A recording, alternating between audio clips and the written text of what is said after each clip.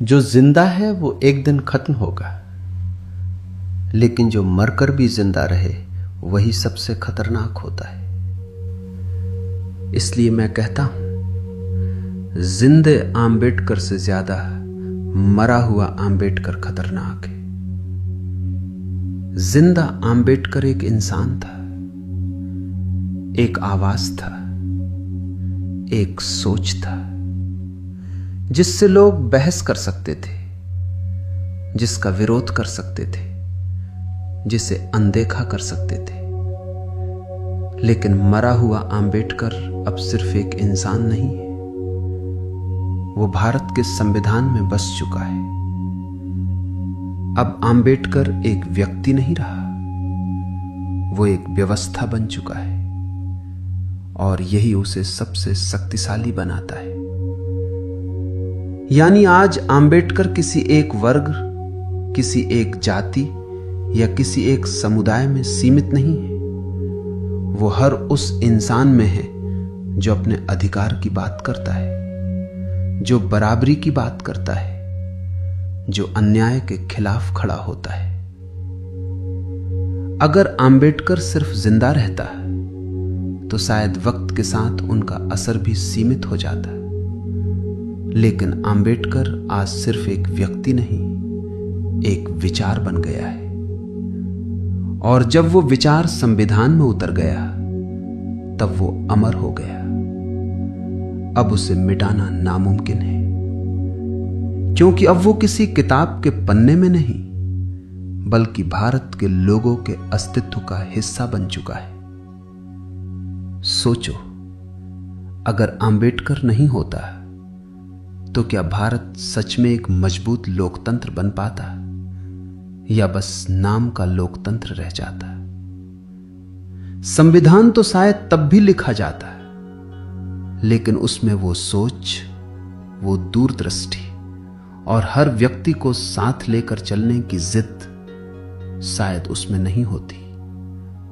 वो सिर्फ एक ढांचा बनकर रह जाता, जैसा कई देशों में हुआ है, जहां कागज पर अधिकार होते हैं पर जमीन पर उनकी कोई आवाज नहीं होती। और तब सत्ता कुछ हाथों में सिमट जाती और बाकी समाज बस उसे सहता रहता, खासकर महिलाएं। और सबसे बड़ी बात, महिलाओं के लिए जो बदलाव आए वो भी शायद कभी नहीं आते। हिंदू कोड बिल के जरिए आम्बेडकर ने महिलाओं को संपत्ति, विवाह और तलाक का अधिकार देकर समाज में पुरुष के बराबर समान स्थान दिलाने की नींव रखी। यह सुधार किसी एक जाति या वर्ग के लिए नहीं था, यह हर उस महिला के लिए था जिसे सदियों से परंपराओं के नाम पर सीमित किया गया था। ब्राह्मण महिलाएं भी इससे अछूती नहीं थीं, वो भी उन्हीं बंधनों में बंधी थीं जहां परंपरा के नाम पर उनकी स्वतंत्रता को दबा दिया जाता था। आम्बेडकर ने सिर्फ संविधान नहीं दिया, बल्कि समाज को यह भी सिखाया कि औरत की गरिमा के साथ कोई समझौता नहीं हो सकता।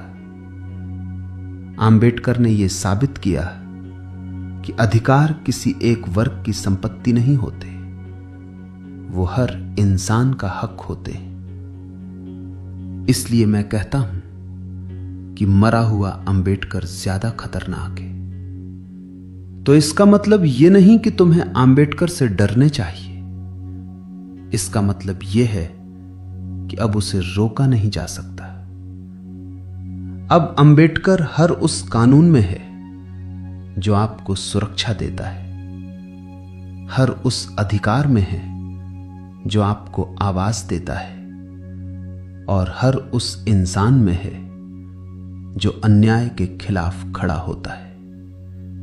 क्योंकि अब आम्बेडकर एक नाम नहीं, एक ताकत है जो हर भारतीय के अंदर जिंदा है। आम्बेडकर अब कोई बीता हुआ इतिहास नहीं, आम्बेडकर एक अंतहीन संघर्ष और एक कभी न बुझने वाली मशाल बन चुका है। उनकी असली ताकत यही है कि वो आज हर उस भारतीय के स्वाभिमान में धड़क रहा है जिसने झुकना छोड़ दिया है और जो सिर उठाकर जीना जानता है। और एक बात जो अक्सर लोग समझ नहीं पाते, भारत की असली मजबूती उसकी ताकतवर सेना या उसकी बड़ी जनसंख्या में नहीं, बल्कि उसके संविधान में है।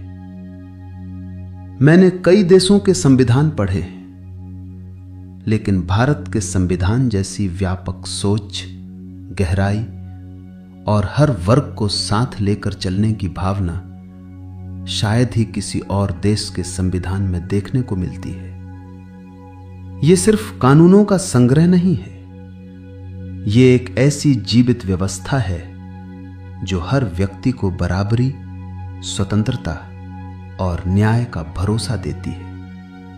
और यही वजह है कि भारत आज भी एक लोकतंत्र के रूप में खड़ा है, क्योंकि इसकी नींव सिर्फ सत्ता पर नहीं बल्कि संविधान पर टिकी हुई है।